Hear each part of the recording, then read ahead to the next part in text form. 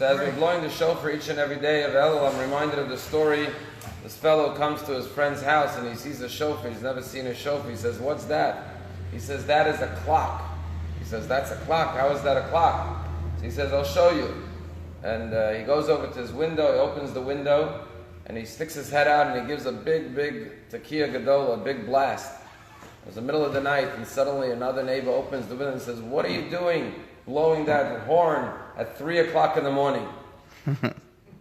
A shofar is a clock that tells us it's time to get ready for Rosh Hashanah, it's time to return to Hashem.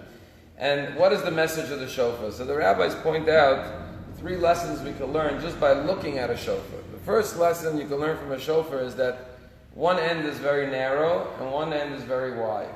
And before we blow the shofar on Rosh Hashanah, we recite the verse from Psalms, Min ha'meitza karasiya anani b'merchavya. God, I call out to you from my narrowness, from my confinement, from my constraints, and answer me with your breadth and your width.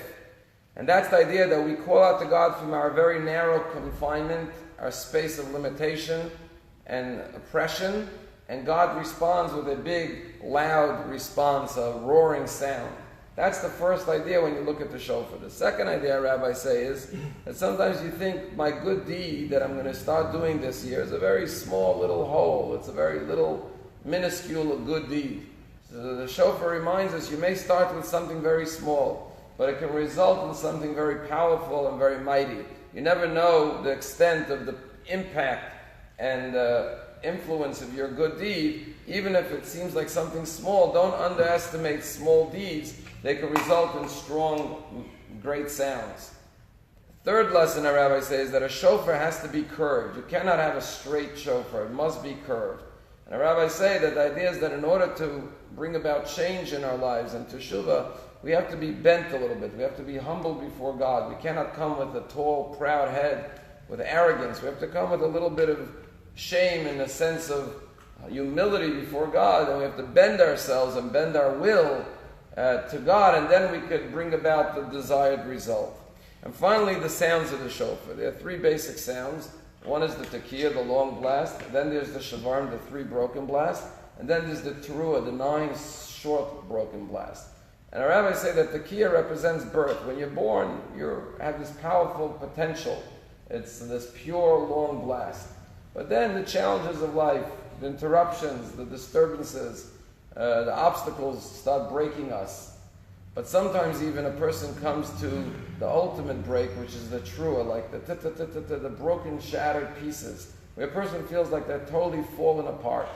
And the lesson is that after each set of shofar sounds, we come to the tekiah, and ultimately to the tekiah gadol, the long, big blast. And the idea is that all of the challenges and hardships have the ability sometimes to strengthen us and reawaken our resolve to not only go back to the original sound of the tekiah, but to achieve even a tekiah gadol, an ultimate longer and more powerful blast than we could have ever achieved.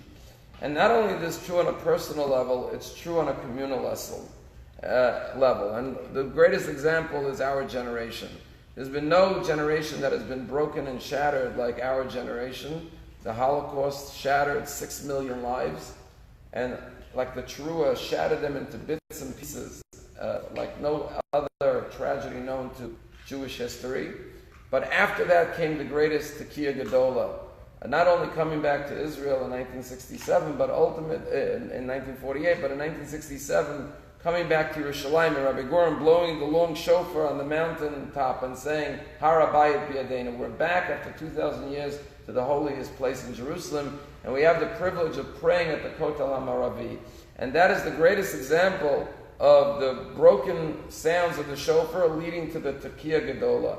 And we could only hope and pray that all of the exile, all the brokenness of 2,000 years of exile will lead to the ultimate tekiah gadola, which will be blasted in the time of Mashiach, where it says, Tekah b'shofar gadol, will hear the ultimate tekiah gadola, the ingathering of all the exiles. I'll just conclude with this true story. There's a rabbi in California, his name is Rabbi Feinstein. And he tells a story that he was once in Yad Vashem, the Holocaust Museum, and he was sitting on a bench watching a film, and there was a young woman, she was wearing an Air Force officer's uniform. You know, there are more women who fly in the Air Force in Israel than women who drive in Saudi Arabia. And this woman is wearing her Air Force uniform, and she's weeping as she's watching this Holocaust documentary. So Rabbi Feinstein offers her a tissue. She can't stop crying. He says, "Everything okay? Is everything okay?" And she says, "Zeh Saba Shali." This is my grandfather telling his story in this documentary. Zeh Oto Sipur. It's the same story I heard growing up. So Rabbi Feinstein turns to her and says to her, "Zeh Oto Sipur. It's the same story, Aval Hasof Acheret, but the ending is different." And through her tears, she turns to the rabbi and says, "Maza Sof Acheret. How is the ending different?" And he turns to her and he says, "At, you, Katzin, an officer, the Chel Avir in the Air Force, but Tzva Ganali Yisrael in the Israel Defense Forces, the Medinat Yisrael in the Jewish homeland, Zeh Sof Acheret." This is the new ending.